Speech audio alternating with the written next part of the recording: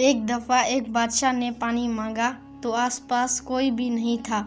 بادشاہ زور زور سے کہہ رہا تھا کہ اگر کوئی میری آواز سن رہا ہے تو مجھے پانی دے۔ اس وقت مالی پاس ہی باغیچے میں پودوں کو پانی دے رہا تھا۔ وہ کچن میں گیا اور بادشاہ کے لیے پانی لایا۔ جیسے ہی پانی لایا بادشاہ نے پانی پیا۔ کچھ دیر بعد بادشاہ کی حالت خراب ہو گئی تو اس نے پانی پلانے والے مالی کو ذمہ دار ٹھہرایا۔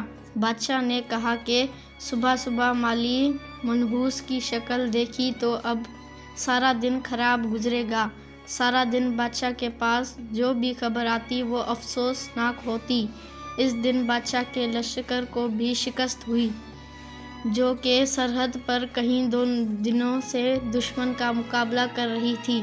اس دن بادشاہ کے پاؤں میں موچ بھی آ گئی تھی۔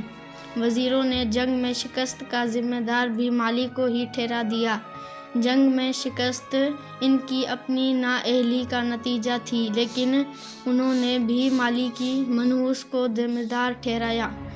بادشاہ نے وزیروں سے پوچھا کہ اس منحوس کے ساتھ کیا کیا جائے تو تمام وزراء نے مالی کو سولی پر لٹکانے کا مشورہ دیا، سوائے جوزف وزیر کے۔ بادشاہ نے کہا کہ صبح کا سورج نکلنے سے پہلے مالی کو سولی پر لٹکا دیا جائے گا۔ جوزف بہت پریشان تھا۔ بادشاہ نے پوچھا، جوزف کیا بات ہے؟ کیا آپ کو میرا فیصلہ ٹھیک نہیں لگا؟